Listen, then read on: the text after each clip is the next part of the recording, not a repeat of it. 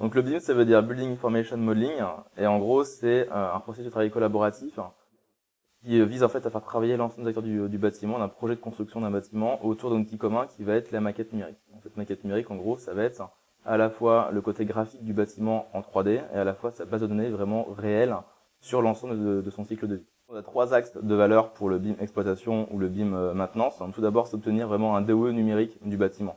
Donc c'est l'ensemble de la doc technique du bâtiment qui est centralisé, historisé dans la maquette numérique.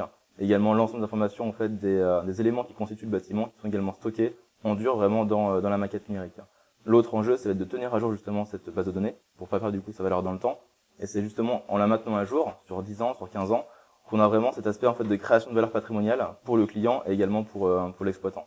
Donc le troisième et dernier enjeu global, on va dire, pour le BIM exploitation, ça va être en fait de faire converger toutes les données statiques, donc issues de la maquette numérique, DO numérique notamment, et données dynamiques issues d'outils métiers en fait de l'exploitant, du mainteneur. Pour ça, en fait, si on arrive à le faire, on va créer de nouveaux services vraiment pour le client. Pour adresser ces 3 enjeux du BIM exploitation, il y a une nouvelle fonction, voire un nouveau service qui va émerger. En fait, c'est la fonction de BIM manager exploitation. Donc c'est un nouveau métier qui va devoir apparaître.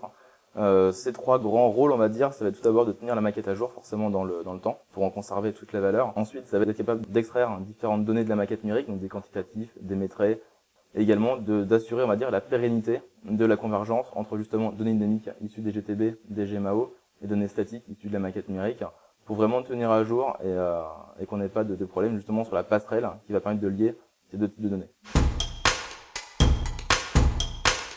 Nous avons travaillé avec les professionnels de la FEDEN afin de bien qualifier le métier de BIM Manager Exploitation. Dans ce cadre, on a bien le cœur de métier qui est le métier de l'exploitation, avec également toute la question de la maîtrise d'un point de vue énergétique, et puis tous les enjeux de la transformation numérique et du management des données. Ça a permis effectivement de travailler sur un parcours qui par ailleurs intègre tout ce qui est gestion de projet collaboratif propre au BIM, et management d'équipe, bien sûr, couplé avec, d'une part, un parcours numérique pour la maîtrise des outils, des logiciels, et bien sûr, l'interopérabilité avec les systèmes métiers, et puis, de l'autre côté, renforcer tout ce qui est utilisation de ces données au service des métiers, de l'exploitation et de la maîtrise d'un point de vue énergétique.